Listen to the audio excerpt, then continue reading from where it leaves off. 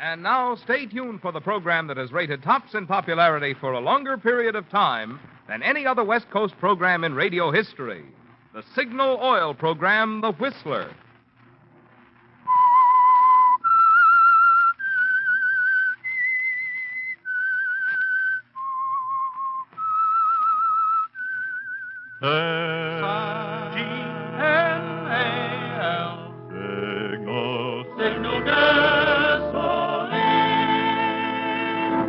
Signal, the famous Go Farther gasoline, invites you to sit back and enjoy another strange story by The Whistler. For extra driving pleasure, the signal to look for is the yellow and black circle sign that identifies Signal service stations from Canada to Mexico. And for Sunday evening listening pleasure, the signal to listen for is this whistle that identifies the Signal Oil program, The Whistler.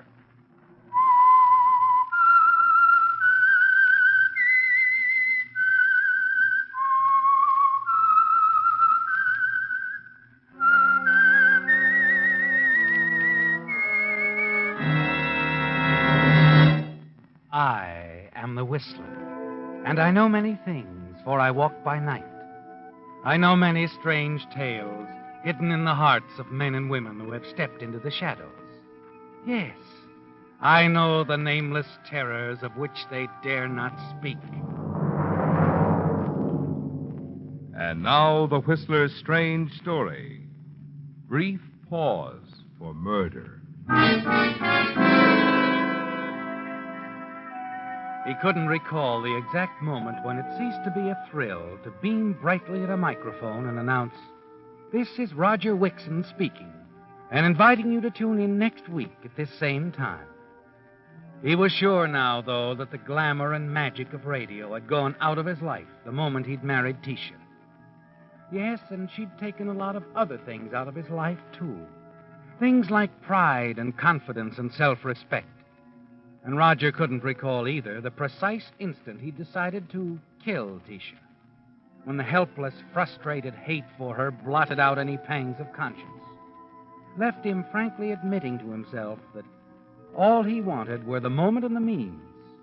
Of course, there was no plan in his mind on the night of the dance at the country club. No plan, just a decision.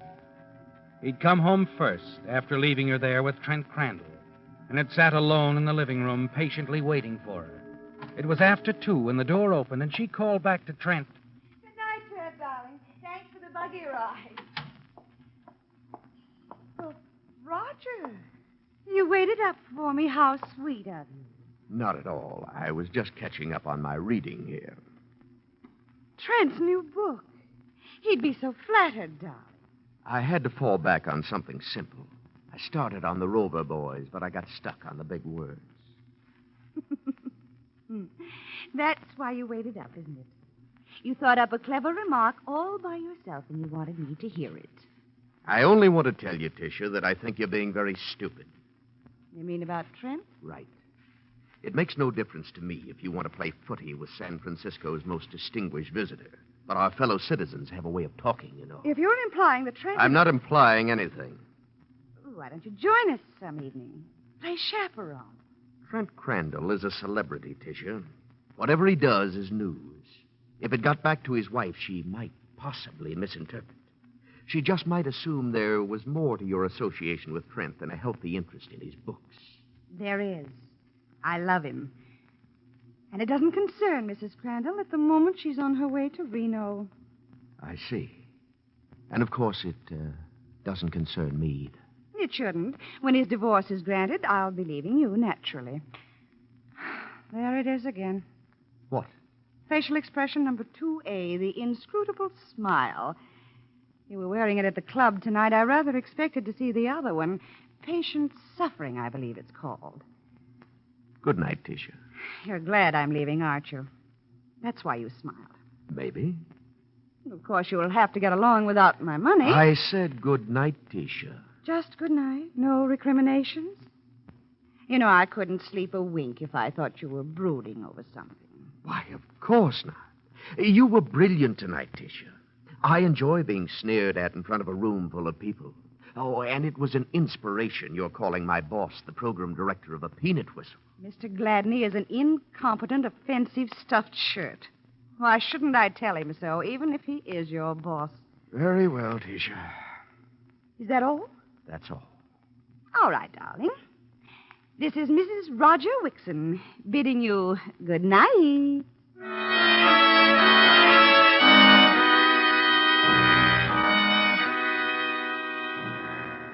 So Tisha leaves, and you sit alone in the living room thinking. You've discovered a very important thing, haven't you, Roger? The reason you'd given yourself for wanting to kill her is gone. She's going to leave you of her own accord and marry Trent Crandall. But it doesn't seem to make any difference, does it? Nothing matters, not even her money. You're going to kill her because you hate her. That's all the reason you need. But how, Roger? How? The next morning, shortly after you arrive at the station, you run into another announcer in the corridor. Jerry. How was the thing at the club? Oh, all right. I hated to miss it. That's funny. I thought I saw you there. Probably heard me. I had the dance remote last night from the Cedars. Oh, yeah, that's right. I heard you. We tuned in over at the club. Very simple. On the air from the Cedars, can't be at the club. At the club, can't be on the air from the Cedars. Conclusion, Jerry wasn't there. Guy can't be in two places at the same time. Get it? Yeah. Yeah, Jerry. I get it.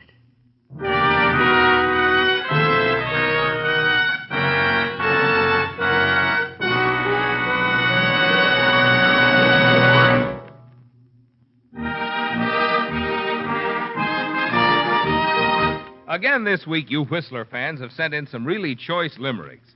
So once again, Signal has asked me to skip the regular commercial in order to present $20 Signal gasoline books to 3 of you as tokens of our appreciation.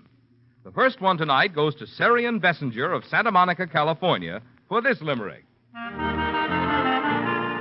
There once was a man named Ben Bow whose gas tank would always run low. Now he saves that bother, and likewise goes farther. With Signal, Ben Bow now saves dough. Signal, signal, signal gasoline. Your car will go far with Go Father gasoline. Tonight's second $20 Signal gasoline book goes to L.F. Washburn of San Diego, California, for this limerick.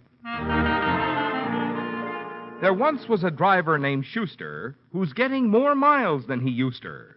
Since Signal he's tried, his car is his pride, and Schuster's a Signal gas booster. Signal, signal, signal gasoline. Your car will go far with Go Father gasoline. Tonight's third $20 Signal gasoline book goes to Mrs. James T. Blackistone of Laverne, California, for this limerick. There once was a trusty old steed who drank Signal gas with his feed.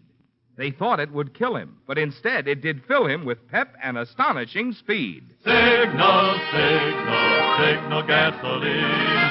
Your car will go far with Go Father gasoline. Well, that's all we have time for tonight, friends. But our thanks to all of you who sent in limericks. Listen for more Lucky Limericks next Sunday.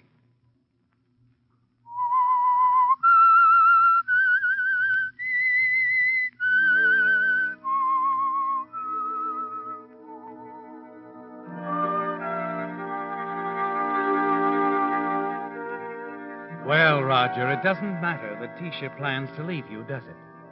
The decision to kill her has been part of you for so long that nothing she does will ever change it. So you don't think of the why of it anymore, just the how, and part of the how took shape in your mind when Jerry Edwards explained that it was impossible for him to be both on the air from the Cedars and at the country club at the same time. Something to think about, isn't it, Roger? And that evening, as you're doing your news broadcast, you'll find something else to think about. And so it seems Halfway with this through the deduction, show, someone they should hands go you a long late way bulletin towards with a solving the local housing take line. problem. Here's a late bulletin. Police in this city went on 24-hour duty tonight, launching an all-out effort to capture the so-called whipcord strangler who claimed his third victim last night. The crime followed the grimly familiar pattern. Mrs. Dorothea Eckler was found dead in her apartment early this morning. Medical reports indicate death had been caused by strangulation with a cord or thong. As in other cases, the apartment had been looted. Police warned residents to take special precautions. You hope your listeners will attribute that catch in your voice to revulsion at the horrible crime. But it's something quite different, isn't it, Roger? Another part of the how. You've decided now that Tisha will die in a way that will point to the whipcord strangler as the only suspect. At the very moment that you are broadcasting from the studio. It'll have to be a recording, of course. So there's another big problem. How can you get one of the station engineers to play a recording of your voice at the right time? And to keep his mouth shut no matter what happens? That stops you, doesn't it, Roger? For 3 more days it stops you. Then fate steps in again. Mr. Gladney, the program director, stops you in the hall and calls you over to meet a new employee. Want you to meet our new engineer, Wixon, Vern Cummings. Hello. How do you do? Be working with you on the night shift. Say, I've seen you somewhere before, haven't I? Why, I don't think so. Your name is Cummings? Yeah, that's right. Cummings. Well, I've got to run along. Explain the setup to Cummings, will you, Wixon? Oh, you bet, Mr. Gladney. You know, I'd swear I've seen you somewhere before. Must have been a couple of other guys. Haven't you got a station break coming up? Oh, yeah. Let's do it.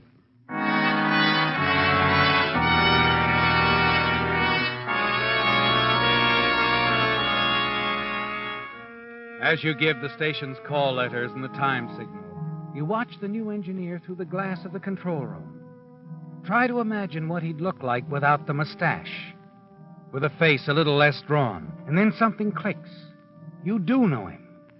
6 years ago at another small radio station in the Midwest. You cut off your mic, and the smooth voice of the network announcer booms from a loudspeaker over your head, introducing a program of dinner music. When you re-enter the control room, Cummings is showing elaborate interest in the dials on the instrument panel before him. Say, Cummings. Yeah. I'm sure we've met before. I don't know. There are lots of faces like mine. Not exactly like it. What's that? You just might be a guy I used to know back in Kansas City. Worked at the same station. Look, I tell you, you're wrong. Why don't you let it go at that? Cut the speaker, will you? I can't hear myself think. What? Cut it down. That's better. Look, Wixon, I'm new here, and I don't want to be rude, but I've got to study this panel layout. Now, do you mind? Oh, sure.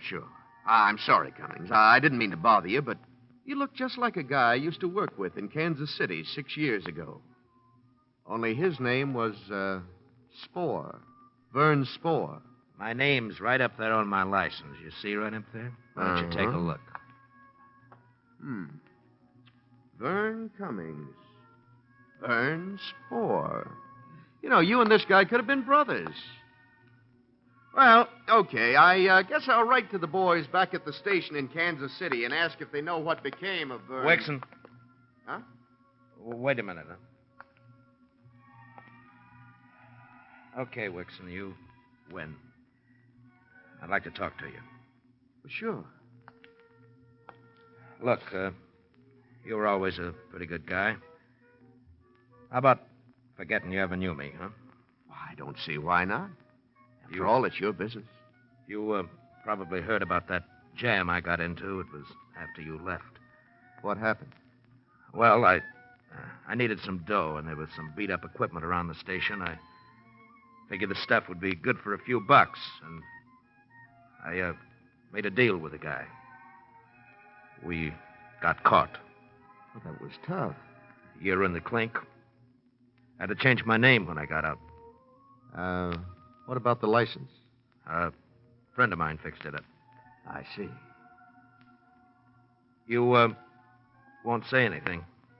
Why should I? Thanks, Wixon. Gosh, when you walked in tonight, I thought I'd die. If Gladney ever found out about my record... Sure. And if there's anything I can ever do sure, for you... Vern. Don't worry. I'll call on you.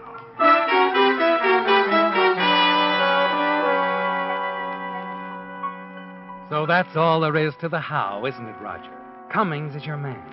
He'll play ball any time you ask him. All that remains now is when. The answer to that comes unexpectedly the next evening when Lieutenant Krasner of the police department comes into the station to ask a favor. Mind if I interrupt you for a minute, Mr. Wixon? Oh, hello, Lieutenant. Not at all. Come on in. Thanks. Just been talking to Mr. Gladney. He suggested I see you about some announcements on the police benefit next week. Thought maybe you'd do them for us. Why, sure. Be glad to. When do you want them to start? Tonight, if you can. Let's see. I've got them right here. Tonight, huh? It's pretty short notice. The schedule's pretty full. Here they are. Here, I know we're throwing you a curve, but as you probably see by the papers, we've been a little busy these days. Oh, you mean the Strangler? Yeah, it's been pretty rough. Pretty rough guy.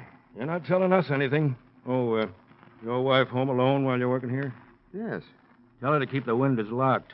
That's the way the guy gets in. You mean you think Nobody knows where he'll strike next. And it doesn't pay to take chances. Got any leads? A few. I got a hunch or two. I think we'll get him. I hope so. Yeah. What about the announcement? Well, let me check the schedule. Here we are. First time we can give you is the station break at 10 tomorrow night. Is that soon enough? Yeah, I guess it'll have to be. You'll do it yourself? Yes, it'll be on my shift. Thanks a lot, Wixon. I'll tell the boys at headquarters. We'll be listening.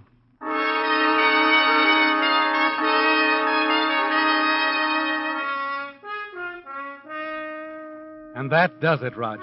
The when is complete, too. Police Lieutenant Krasner is going to hear you read that announcement tomorrow night at 10 o'clock, along with his friends down at headquarters. And who could ask for a better alibi than that?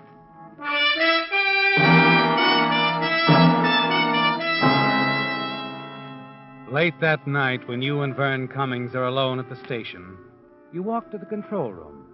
He's turned off the annoying loudspeaker as usual when the boss isn't around, and he glances occasionally at the dancing needle on the volume indicator to assure himself that the network program is going out to the listeners.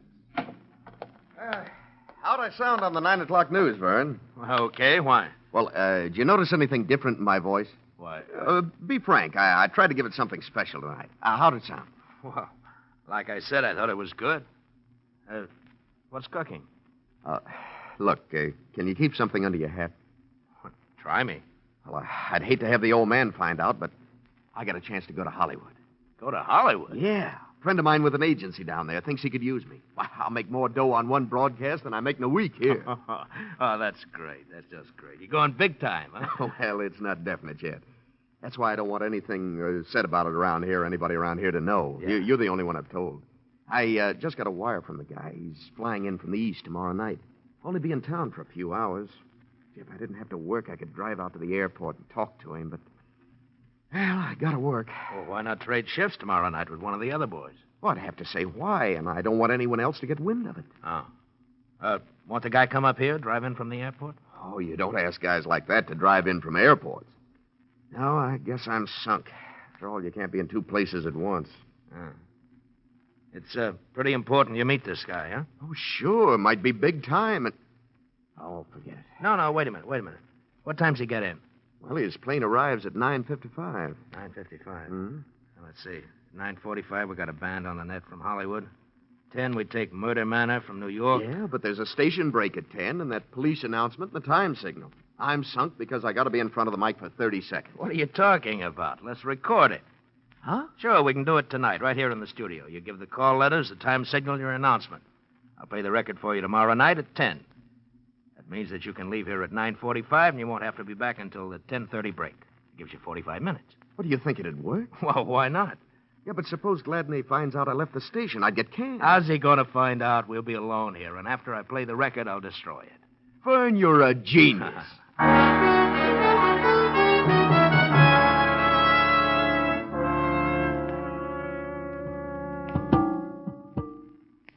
Well, there's your mic, my boy. Okay, you all set? Yeah, we're just about ready. Yeah. I'll go and I'll cue you from the booth. Right. Froggy. This is KTUX. It's 20 seconds before 10 p.m. Friends, here's a chance for you to show your appreciation. Raj. Huh? Hold it a minute, will you? What's the matter? Look, I just got an idea. Why don't you start over and purposely make a mistake and then correct it? Make a mistake? Why? Well, it's simple. If you give the wrong time and then correct yourself, it'll sound more like than ever that you were actually here in the studio, you see? Nobody would ever dream it was a record. It's a good idea. Okay, let's try it. All right, watch me for cue now. This is KTUX. 20 seconds before 9 p.m. Correction, 10 p.m. Friends, here's a chance for you to show your appreciation for the men who protect your homes and your loved ones 24 hours a day, year in.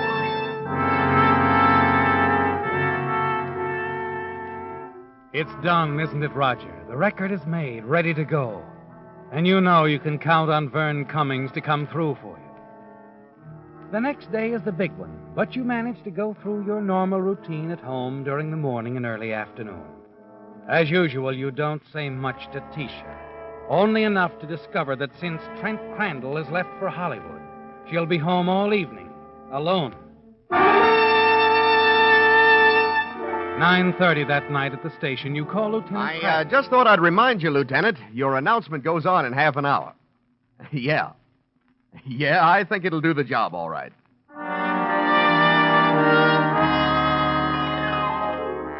At 9:45, you give the station call letters and start out of the studio. Okay, I'll see you before 10:30, Vern. Okay, Raj. And don't forget to bust that record. If the old man ever found out... Don't worry about it. I'll carry the secret to my grave.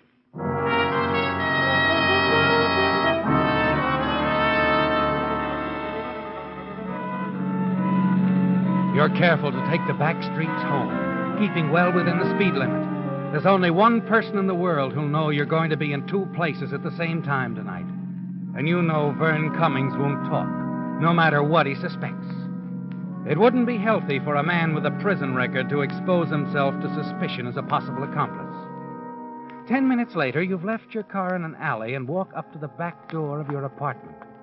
You reach into your coat pocket. Yes.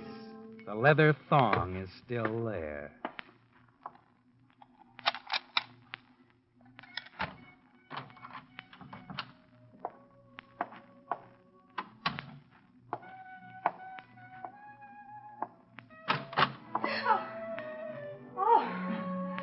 Oh, it's you, Roger. Hello, Tisha. What are you doing home so early? You scared me to death. I just thought I'd drop by and see how you were doing. You know, I've often wondered if you miss me, Tisha, during these long, lonely evenings. Answer my question, Roger. Why aren't you at the station? Is something wrong? Nothing's wrong. I just got tired, so I came home. What are you talking about? Tired, Tisha. Tired of station breaks and tired of you, Tisha. I'm tired of the farce you've made out of our marriage, if you can call it a marriage. Roger, what do you mean? It wasn't really marriage, was it, Tisha? It was only a means for you, a way you could ease that frustrated black heart of yours when Trent Crandall married somebody else, right under your nose. Why are you looking at me like that? Yes, Tisha, I'm tired of humiliation, of ridicule, of being used for a doormat, playing the clown for that crowd of stupid sophisticates. Roger, well, what are you going to do? Can't you guess, Tisha? Can't you make one small guess, darling?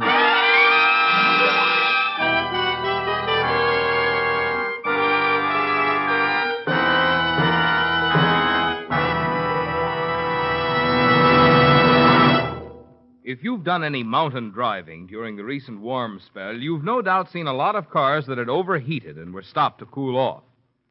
When this happens, most drivers worry principally about the water that has boiled out of their radiators.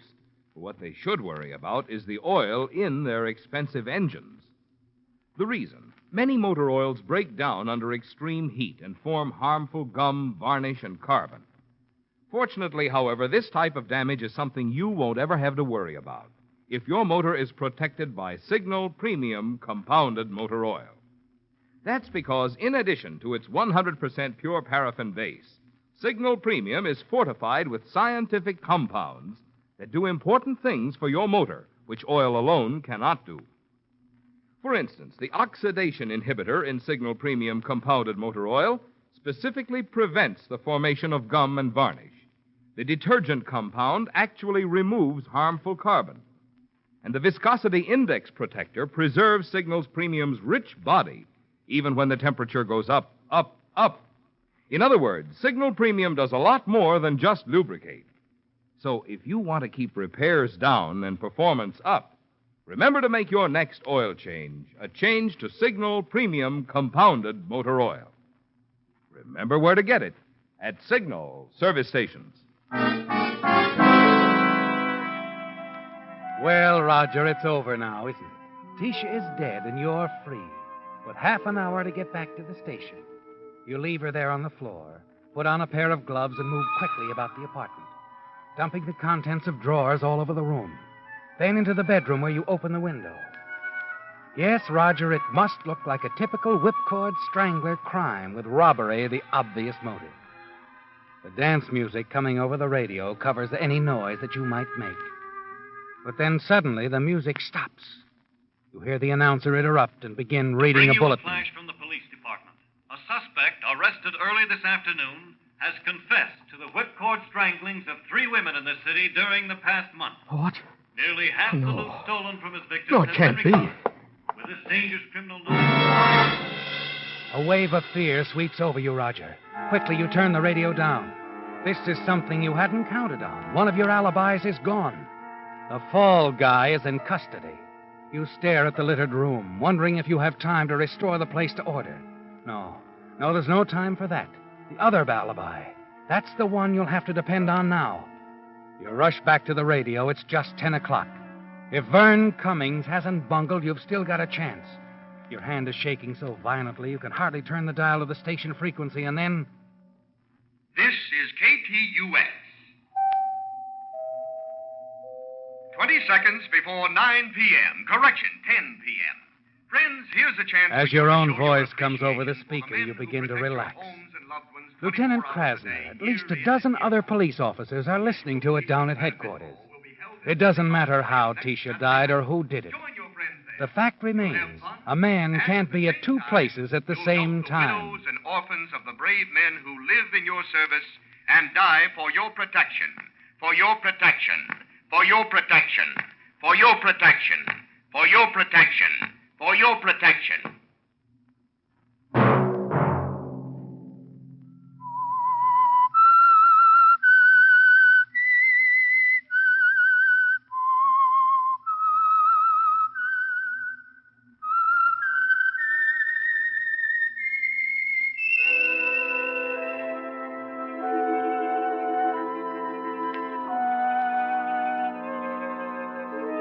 Let that whistle be your signal for the Signal Oil program, The Whistler, each Sunday night at this same time.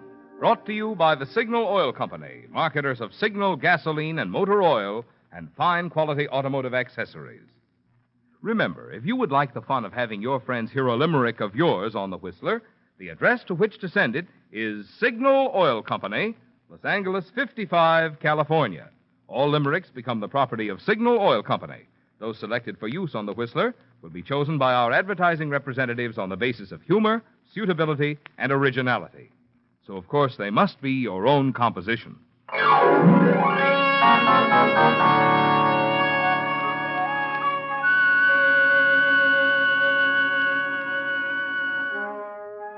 Featured in tonight's story were Frank Nelson, Mary Lansing, and William Conrad.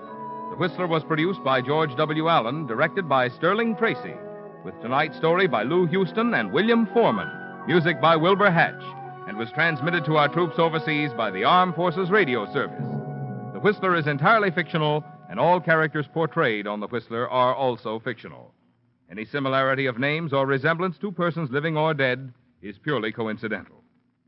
Remember, at this same time next Sunday, another strange tale by The Whistler.